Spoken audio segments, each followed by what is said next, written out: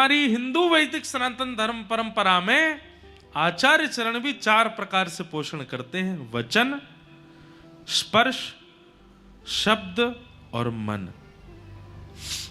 वचन, स्पर्श, दृष्टि और मन, इन चारों में से किसी भी परकोटे में आपका प्रवेश हो गया, आपका कल्याण निश्चित है। या तो आप गुरुजनों की वचनामृत की श्रेणी में आ जाओ कि वो जो कहें उस पर आपको अटूट विश्वास, बस चलते रहो।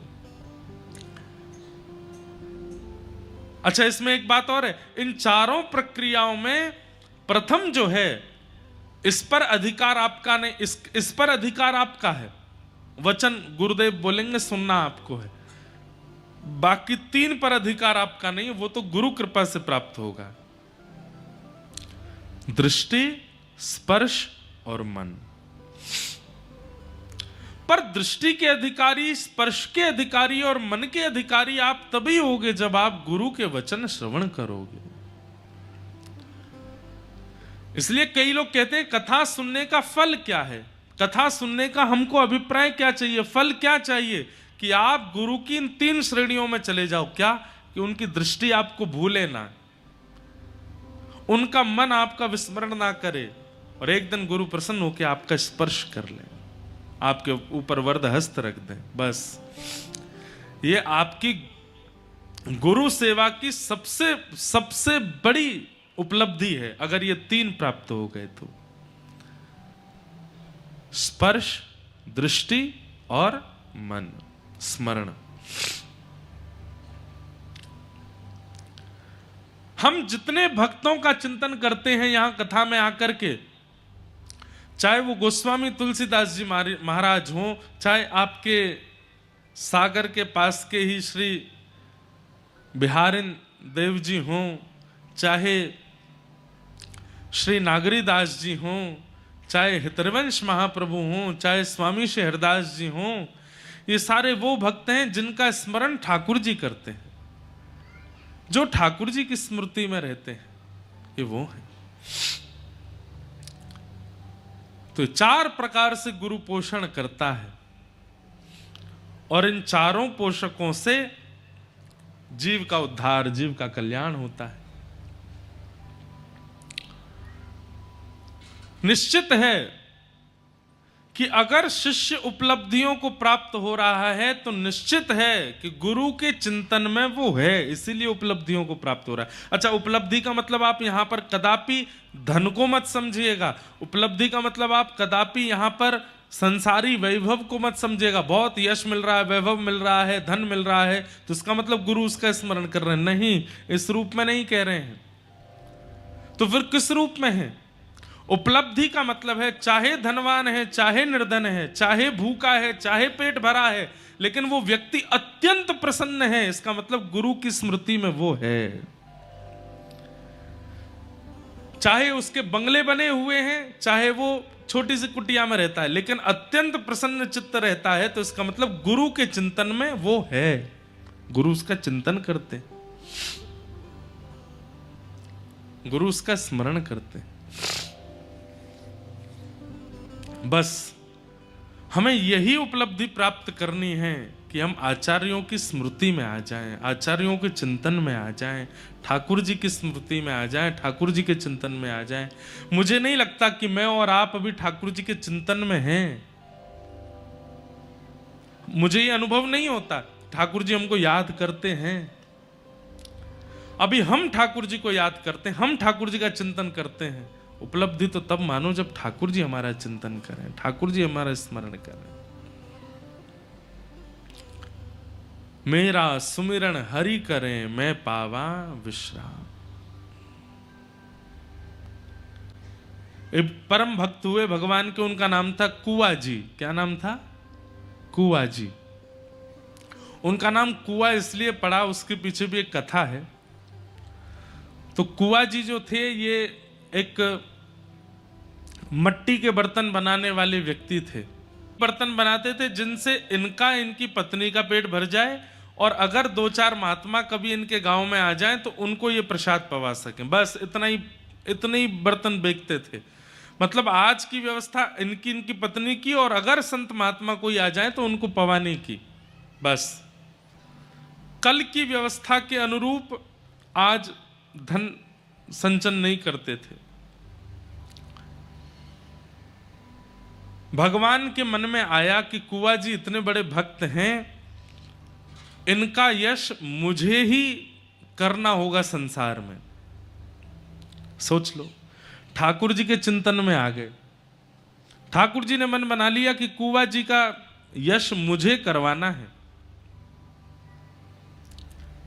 और भगवान ने एक दिन ऐसी लीला की कि कुंवर जी महाराज सुबह सुबह उठ करके बर्तन बेच करके आए मिट्टी के, और उससे जो धन प्राप्त हुआ अपने लिए, अपनी पत्नी के लिए प्रसाद सिद्ध कर लिया, 2-4 महात्माओं के लिए प्रसाद सिद्ध कर लिया। लेकिन आज इनके द्वार पर 200 महात्मा आ गए। ठाकुर जी ऐसी परीक्षा लेते हैं। जब ठाकुर जी को ठोक बजा करके किसी को भक्त का अनुभव करना होता है कि ये उचित है कि नहीं, उसकी ऐसी परिस्थिति प्रकट कर देते हैं कि उस परिस्थिति से वो घबरा जाए। और जैसे ही व्यक्ति घबराता है, ठाकुर जी समझ जाते हैं कि भाई कच्चा है, पक्का नहीं है, घबरा गया। परीक्षा से घबराए ना, परिस्थिति से घबराए ना। 200 वैष्णवों को जैसे अपने द्वार पर देखा, कुंवर जी घबराए नहीं। अपनी पत्नी से कहने लगे, देवी आज कितनी बड़ी कृपा, आज तक इतने वर्षों में 2 महात्मा, 4 महात्मा, 5 महात्मा से ज्यादा प्रत्येक दिन हमारे द्वार पर नहीं आए, लेकिन आज कितनी बड़ी पूंजी हमारी, इतने बड़े गांव में हमारे द्वार पर 200 महात्मा आए। पत्नी ने कहा, आ तो गए पर इनको पवाएंगे कैसे? बोले कि वो सब व्यवस्था ठाकुर जी देखेंगे, आप तो बस इनको बैठाओ। बैठा दिया।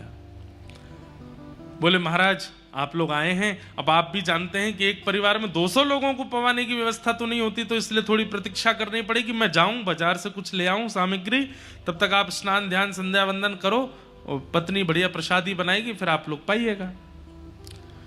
कुंवर जी महाराज तुरंत घर से निकल करके गए, जो नगर सेठ थे उनके पास गए, और नगर सेठ जी से जाकर के कहा कि आप मुझे कुछ धनराशि दे दीजिए। नगर सेठ जी बोले, भाई पिछली धनराशि तो अभी तक चुका नहीं पाए तुम, और कितनी धनराशि चाहिए तुमको? बोले 200 लोगों को प्रसाद पवाना है, उतनी धनराशि चाहिए। और कुंवर जी ने हाथ जोड़ करके क्या कहा कि महात्मा 2 बातें सुन लीजिए हमारी। नगर सेठ जी से कहा, पहली बात, मेरे पास धन है नहीं तो मैं चुका नहीं पाऊंगा, ये मैं पहले ही बता रहा हूं। दूसरी बात, मेरे द्वार पर जो 200 महात्मा आए हैं, अगर उन्होंने प्रसाद नहीं पाया तो मैं प्राण त्याग दूंगा। सेठ जी बोले, तुम धमकी दे रहे हो हमको? एक तो हमसे पैसा मांग रहे हो, ऊपर से कह रहे हो मैं लौटा नहीं पाऊंगा, ऊपर से कहते हो कि नहीं दिया तो मैं प्राण त्याग दूंगा। तो कुंवर जी कहते हैं कि धन चुकाने का एक और तरीका है। बोले क्या? आप मुझसे अपने घर में कोई काम करवा लीजिए, मुझसे परिश्रम करवा लीजिए, और उस परिश्रम के बदले मुझे 200 महात्माओं को प्रसाद पवाने के लिए धन दे दीजिए। परिश्रम कर दूंगा मैं आपके यहां, पर धन नहीं लौटा पाऊंगा।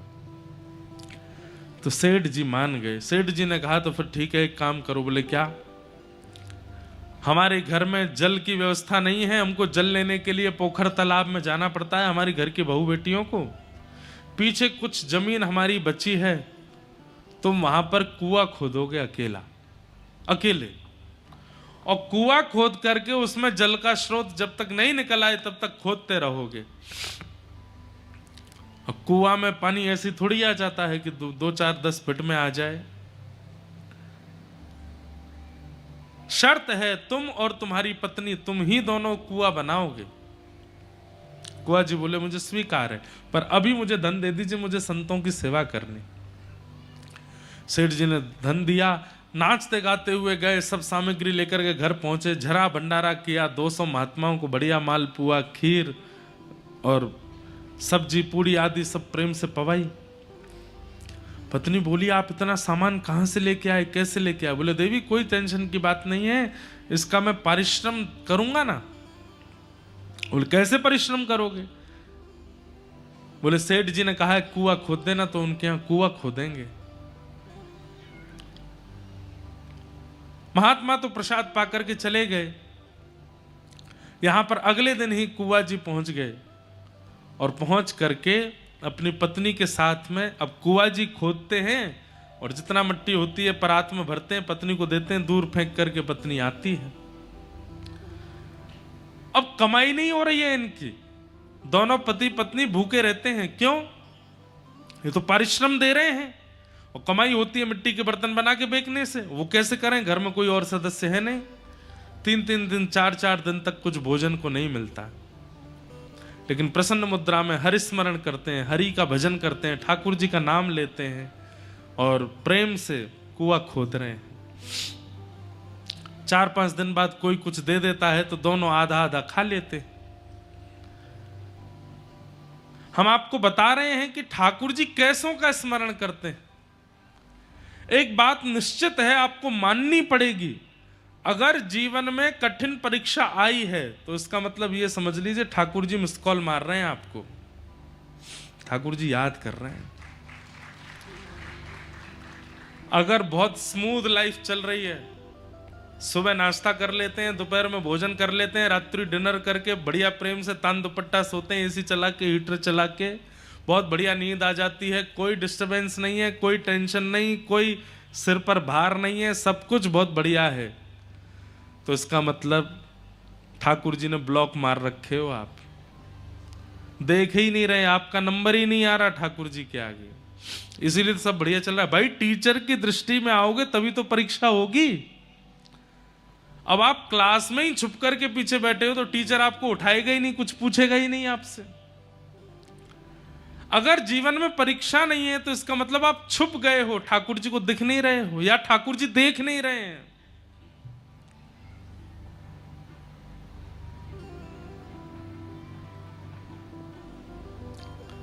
तो कुआं जी की ऐसी परीक्षा, लेकिन प्रसन्न मुद्रा में भगवान का स्मरण करते हुए कुआं खोद रहे हैं।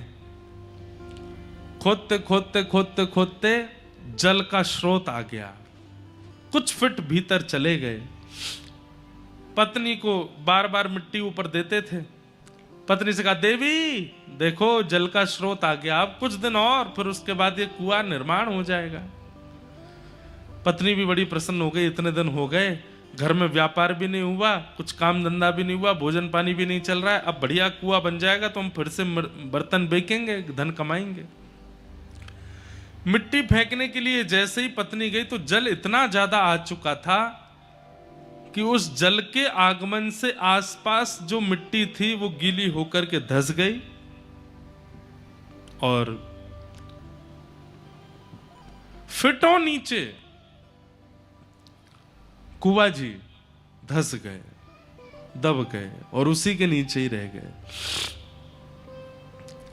जैसे ही जाकर के देखा सारी मिट्टी नीचे गिर गई है और कुआं जी उसके नीचे दब गए हैं। अब अकेली कितना उसमें से निकाली मिट्टी, खूब पहले तो फावड़े से खुद ही खोदने लगी, लेकिन वो तो पूरा ही भर चुका था।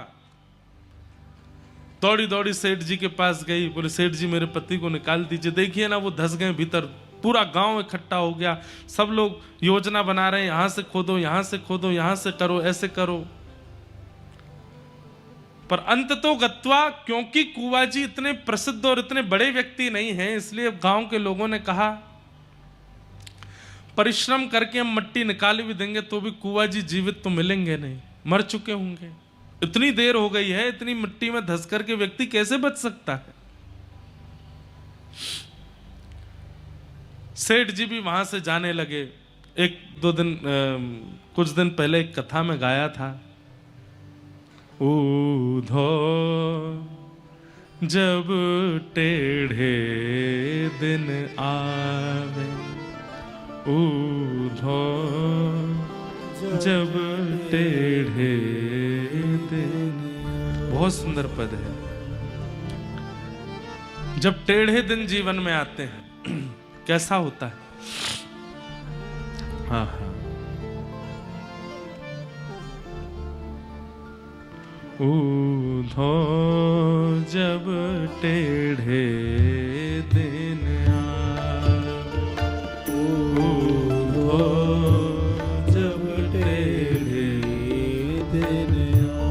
बंधुओं, एक बात याद रखिएगा, मैं वक्ता हूं, मुझसे लेकर के पीछे बैठे हुए व्यक्ति कोई किसान हैं, उन तक भी इस संसार में कोई व्यक्ति ऐसा नहीं है जिसके जीवन में टेढ़े दिन नहीं आते, जिसके जीवन में विषमताएं, परिस्थिति नहीं आती। अगर नहीं आ रही हैं तो वो जी ही नहीं रहा है, वो इस संसार का है ही नहीं है। इस संसार में आए हैं तो भोगना तो पड़ेगा, परिस्थितियां तो आएंगी। ये संसार एक विद्यालय है और हम सब यहाँ के विद्यार्थी हैं, परीक्षा तो होंगी। ऊधो जब टेढ़े दिन आवे, ऊधो जब टेढ़े, शब्द सुनिएगा, इष्ट मित्र मुख हूँ नहीं बोले, इष्ट मित्र मुख हूँ नहीं बोले, इष्ट मित्र मुख हूँ नहीं बोले, इष्ट मित्र मुख हो नहीं बोले, देखत नैन चुरावे हो, देखत नैन चुरावे। कई लोग इस परिस्थिति को देख चुके होंगे और जिन्होंने नहीं देखी है वो तैयार रहना देखने के लिए, होने वाला है आपके साथ। ये परिस्थिति सबके जीवन में या तो आ चुकी होगी या आने वाली है, इसलिए तैयार रहिएगा। इष्ट मित्र मुख हूँ नहीं बोले, इष्ट मित्र मुख हो नहीं बोले, ओ देखत नैन चुरावे हो, देखत नैन चुरावे, जब टेढ़े दिन आवे, जब टेढ़े दिन अच्छा, आवे।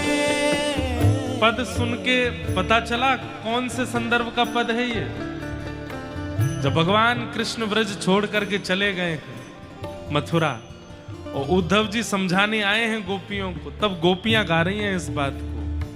ऊधो जब टेढ़े दिन आवे, जब टेढ़े, और टेढ़े दिन आता है तो क्या होता है? सोना छूवे होत है माटी, सोना छूवे, सोना छूते ही मिट्टी हो जाएगा। कहाँ एक समय हम ऐसे थे कि हम जो हाथ धर दें वो सोना हो जाता था, और अब टेढ़े दिन आए तो क्या हुआ? सोना छूते हैं तो मिट्टी हो जाता है।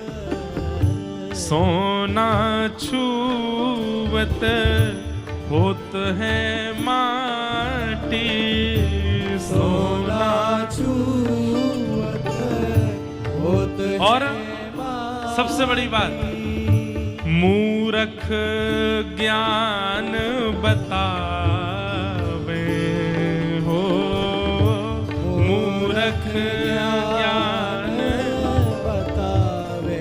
सबसे मूर्ख व्यक्ति हमारे मित्रों में, सबसे मूर्ख व्यक्ति हमारे परिवार में, वो ज्ञान देने लग जाता है जब टेढ़े दिन आते हैं।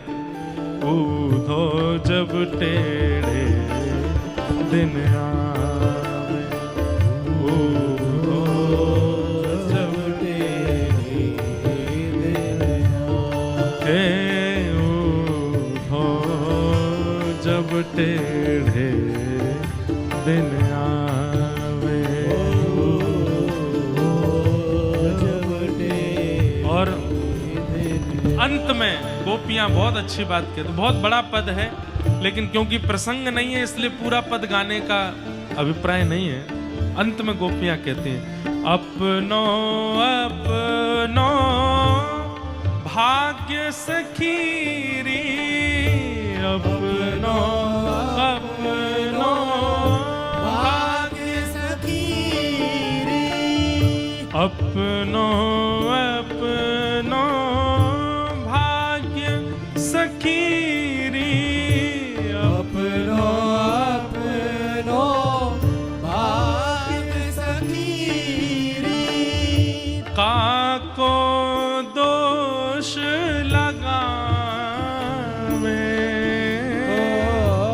काको दोष लगावे हे सूरदास विधि ना के आगे सूरदास विधि ना के आगे सूरदास विधि ना के आगे सूरदास विधि ना के आगे छिन भर टरहूं न पावे हो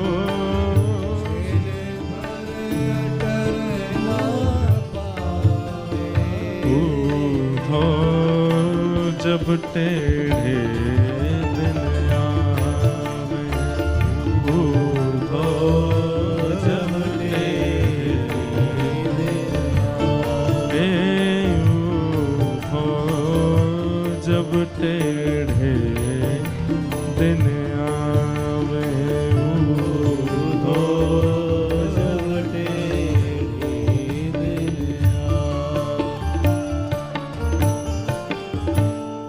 जब जीवन में टेढ़े दिन आते हैं तो ऐसी स्थिति बन जाती। अब देखिए वहां कुआं जी, वो भी तो एक मानव है, मिट्टी के ढेर के नीचे फंस गए हैं, लेकिन गांव के लोग क्या कह रहे हैं, पत्नी को सांत्वना देते हुए कह रहे हैं अब हम निकाल भी देंगे तो क्या फायदा, वो जीवित तो बचेंगे नहीं। पत्नी कह रही है कि इतनी जल्दी आप लोग कैसे मान रहे हैं? बोले कि मान, इतनी संख्या में मिट्टी उनके ऊपर गिर गई है, वो जीवित कहां बचेंगे, उनको निकाल भी देंगे तो तुम अभी शोक में हो, उनका शव देख करके और शोक में आ जाओगी, अब उनको नीचे ही गड़े रहने दो। और सेठ ने कुछ धन आदि देकर के पत्नी से कहा अब तुम ज्यादा शोक मत करो। अब अकेली पत्नी, परिवार तो है नहीं, किससे जाकर के कहे कि मेरे पति को निकालो। सामान्य व्यक्ति जो जीवन जीते हैं बहुत कठिनाई सहते हैं बंधुओं कभी कभी, क्योंकि उनके पास में पावर नहीं है, उनके पास में लोग नहीं है, उनकी पहुंच नहीं है। पर जिनकी संसार में किसी से पहुंच नहीं होती ना, उनकी रक्षा पर ठाकुर जी करते हैं। और ठाकुर जी तक पहुंच जिसकी होती है, पर संसार की पहुंच धरे रहे अपने पास। कुआ जी की पत्नी रोज ठाकुर जी से प्रार्थना करती, बोले नाथ मेरे पतिदेव आपका भजन करते थे और आपके जन, आपके संत, आपके भक्तों के लिए कर्जा लेकर के भोजन कराते थे कि संत भूखे ना चले जाएं, और अंत तो गत्वा क्या दिया, मेरे पति का ऐसे इस प्रकार निर्मम तरीके से उनकी हत्या हो गई, और यहां तक कि आज मेरा कहने को कोई नहीं संसार में जो उनके शव को निकाल सके मिट्टी के भीतर से। पति कहते थे कि आप हमारे हो, आप हमारे हो, आप भी हमारे नहीं हो। आज आप भी नहीं आए हो मेरे इस शोक की घड़ी में मेरे पास। रोज पत्नी रोती, महीनों निकल गए बंधुओं, महीनों। पत्नी रोज जाती और उस टीले पर जो धस चुका था वहां जाकर के प्रणाम करती, वहीं बैठी बैठी रोती रहती। एक बार कुछ संतों की जमात आई और वो संतों की जमात उसी टीले के बगल से निकल रही थी जहां कुआ जी धस गए थे। वहां उन्होंने अच्छी व्यवस्था जान वहां बैठ करके अपने प्रसाद आदि खोल करके पोटलियों से पाना प्रारंभ किया। तभी उनको हरिशरणम हरिशरणम हरिशरणम हरिशरणम हरिशरणम नाम की ध्वनि आने लगी। ढूंढने लगे ये कौन बोल रहा है, इतना मधुर, इतना शांत, इतनी धीमी स्वर में, लेकिन हमें इतना स्पष्ट सुनाई दे रहा है। और इस स्वर में ऐसा लगता है कि मानो मानो साक्षात हरि सामने खड़े हैं, उनको देखते हुए कोई बोल रहा है। इधर उधर दिशाओं में ढूंढने लगे, कहां से ये ध्वनि आ रही है, कहां से ये स्वर आ रहा है, लेकिन कहीं कोई प्राप्त नहीं हुआ। तभी उन संतों ने कहा कि कौन बोल रहा है भाई, ये आकाशवाणी हो रही है क्या हरिशरणम की। तभी एक महात्मा ने कान लगा करके उस टीले में जब कान लगा करके देखा तो कहा, अरे इसके भीतर से आवाज आ रही है। खूब सारी संख्या में वो महात्मा थे, कोई कुल्हाड़ी लेकर के, कोई खपरेल लेकर के, कोई जो साधन मिला सब लेकर के उसको खोदने लगे। गांव के लोग इकट्ठे हो गए, अरे भैया क्या कर रहे हो, काय को खोद रहे हो। बोले अंदर से आवाज आ रही है, अंदर कीर्तन की ध्वनि सुनाई दे रही है। पूरा गांव इकट्ठा हो गया। किसी ने जाकर के कुआ जी की पत्नी को बताया, बोले जहां कुआ जी दबे थे आज कुछ महात्मा मिलकर के वहां खोद रहे हैं और ऐसा कह रहे हैं भीतर से आवाज आ रही है। पत्नी दौड़ी दौड़ी गई, वहां जाकर के जब देखा तो सब संत लगे हैं खोदने में। खोदते खोदते खोदते 2 दिन बीत गए।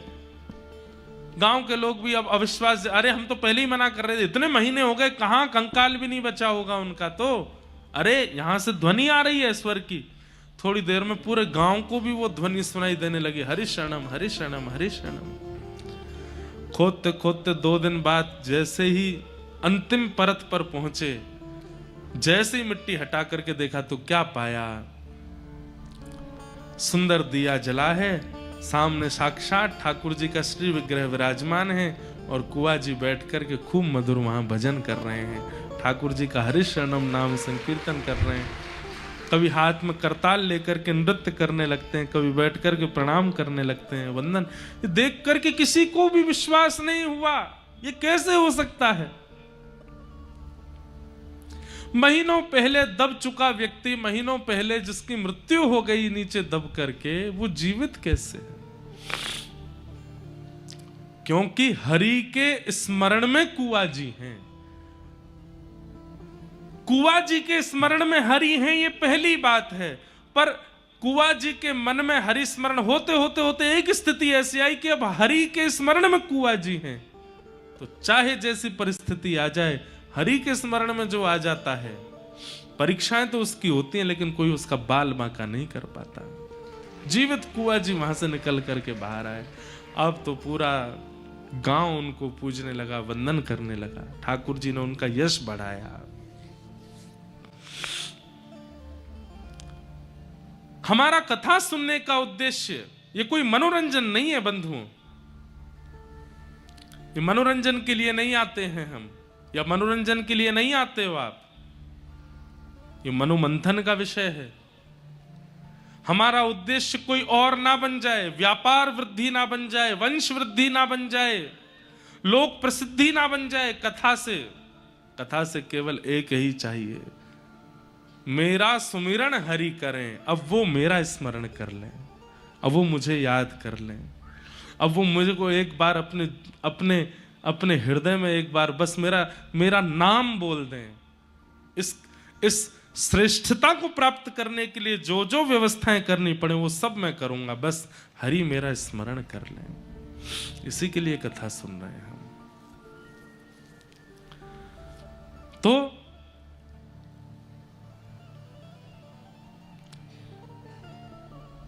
शब्द, स्पर्श, दृष्टि और मन, इन 4 प्रकार से भक्तों का पोषण होता है।